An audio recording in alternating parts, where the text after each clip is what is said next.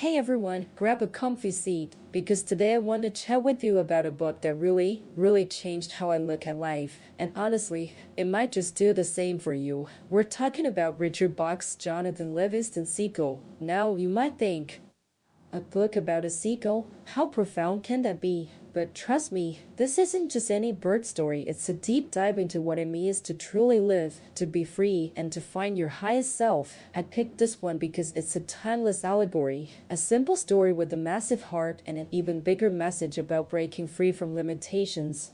So picture this, it's a typical morning by the sea, and 1,000 seagulls are scrambling, squawking and fighting for scraps of food from a fishing boat. This is their life, right? Wake up, eat, survive. But then there's Jonathan Livingston Seagull, and he's just different.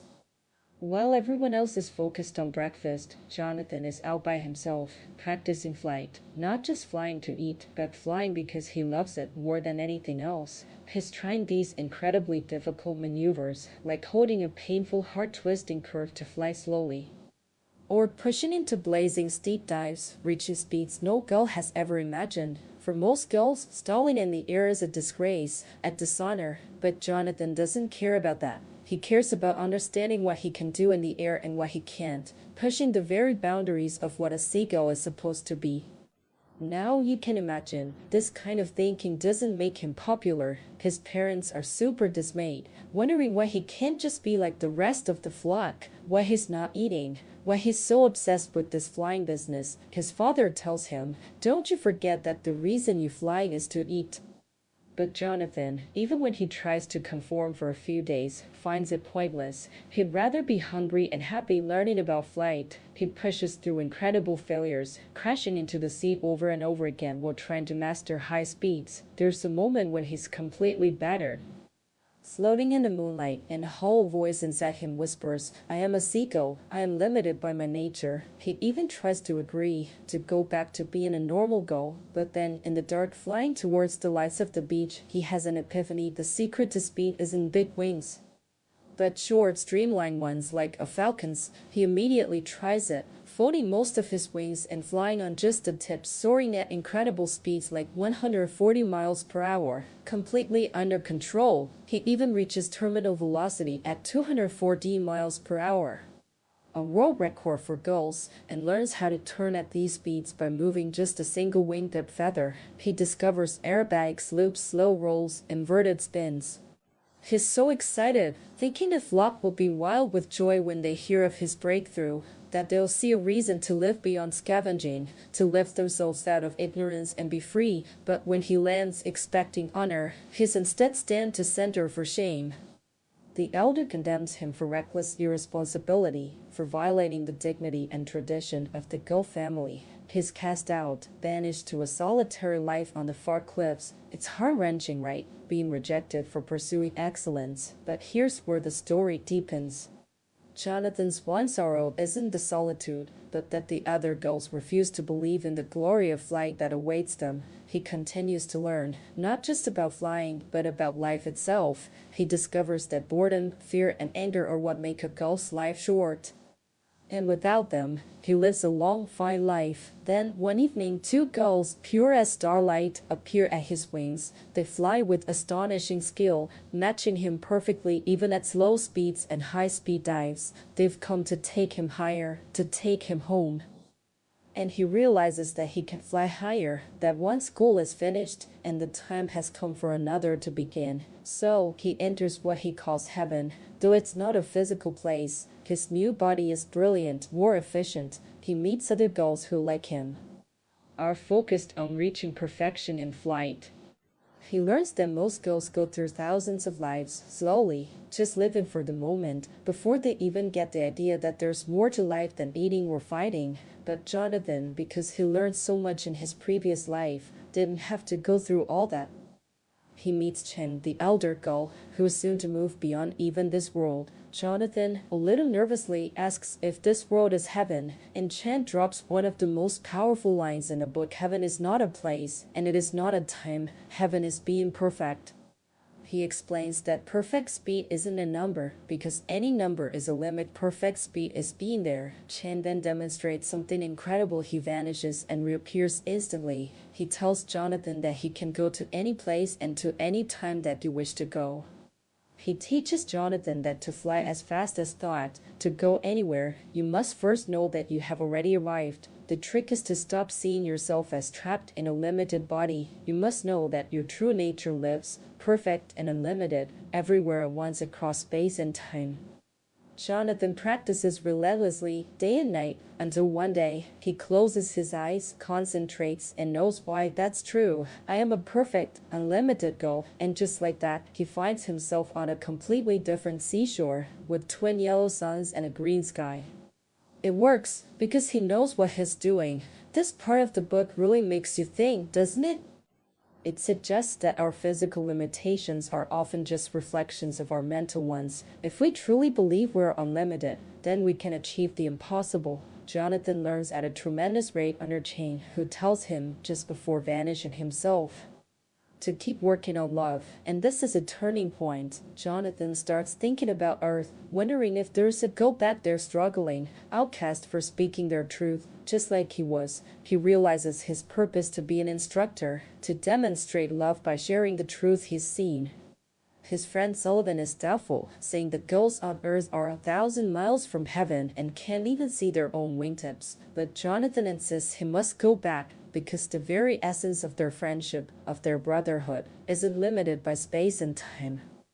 He beautifully says, overcome space, and all we have left is here. Overcome time, and all we have left is now. And in the middle of here and now, don't you think that we might see each other once or twice? He understands he is not bone and feather but a perfect idea of freedom and flight, limited by nothing at all. So Jonathan returns to Earth. He finds Fletcher and Seagull, a young girl who is also an outcast for daring to practice aerobatics. Fletcher is furious, bitter, and ready to be a pure outlaw, but Jonathan's voice enters Fletcher's mind, gentle and calm, telling him not to be harsh, to forgive, and to help others understand. He asks Fletcher if he wants to fly so much that he will forgive the flock and return to help them. And Fletcher, despite his pride and hurt, says yes. Jonathan begins teaching Fletcher and 6 other outcasts. He teaches them high-performance flying, but more importantly, he tries to impart the idea that each of us is in truth an idea of the great goal, an unlimited idea of freedom. He tells them, your whole body, from wingtip to wingtip, is nothing more than your thought itself. Break the chains of your thought and you break the chains of your body.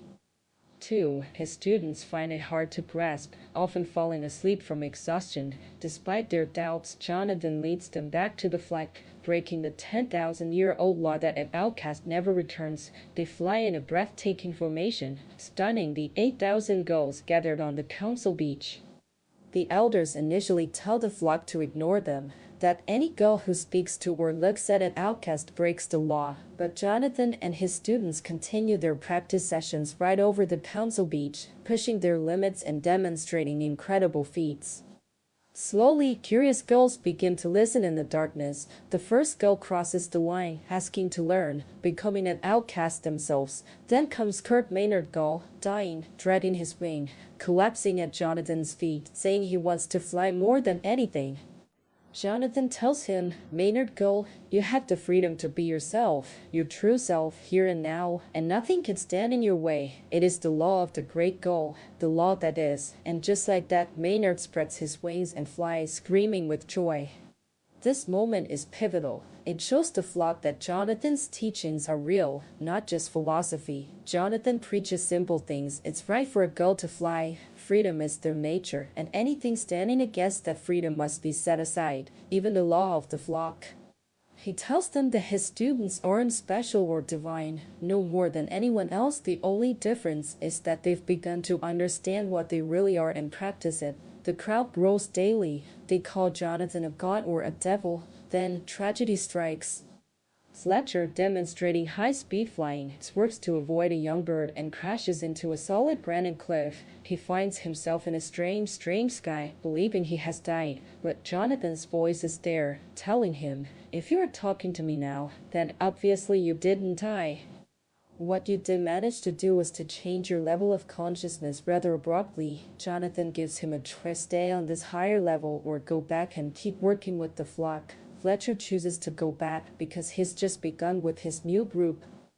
And just as simply as he left, Fletcher reappears at the base of the cliff, alive. The flock erupts, some calling him the son of the great gull, others a devil. When they try to attack, Jonathan instantly moves himself and Fletcher half a mile away, proving again the power of thought over physical limitations. Jonathan then expresses his puzzlement. Why is it that the hardest thing in the world is to convince a bird that he is free, and that he can prove it for himself if he just spent a little time practicing? He reminds Fletcher that he doesn't love the hatred or evil in the mob, he loves the real gull, the good in every one of them, and helps them see it in themselves. He gently tells Fletcher that his own journey from bitterness to building his own heaven is a testament to this. Finally, Jonathan prepares to leave again, shimmering and becoming transparent. Fletcher is scared, asking how he can leave. But Jonathan reassures him, telling him not to believe what his eyes are seeing because eyes only show limitation. He tells Fletcher, look with your understanding, find out what you already know, and you'll see the way to fly, and then he vanishes. Fletcher, now the instructor, begins teaching his own students with the same message. A seagull is an unlimited idea of freedom. An image of the great gull in your whole body is nothing more than your thought itself. He understands that Jonathan was no more divine than Fletcher himself. He smiles, realizing that there are no limits, and his own race to learn has just begun. So what does this all mean for us? Behind a story about flying seagulls, is this book just about flying fast? Absolutely not. While the detailed descriptions of flight are amazing, they're a metaphor. The book is fundamentally about our own unlimited potential, about defying the conventional wisdom that tells us what we can't do, and instead asking what we can do, and then striving for excellence in it. It's about understanding that our perceived limitations, whether physical, mental, or societal, are often just constructs of our own minds.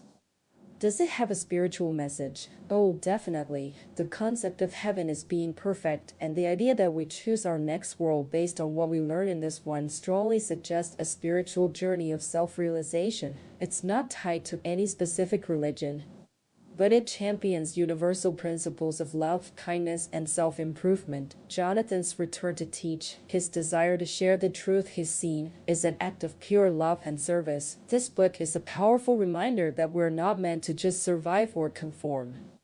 We're meant to discover our true nature, to break through our own self-imposed laws and limitations, and to express our unique, unlimited selves. It tells us that the greatest joy comes not just from achieving personal excellence, but from sharing that truth, that light, with others, even those who initially scorn us. My advice? If you've ever felt constrained by what everyone else is doing, or if you have a burning passion that doesn't fit the mold, pick up Jonathan Livingston's Seagull. It will inspire you to look beyond the ordinary, to question the boundaries your society have placed upon you, and to embrace the limitless potential that lies within. It encourages us to be like Jonathan, to keep learning, keep striving for perfection, not for external validation, but for the sheer joy of growth, and then to share that joy and understanding with the world. It reminds us that the only true law is that which leads to freedom. It really can change the way you see your own life, encouraging you to reach for a higher purpose and to truly fly.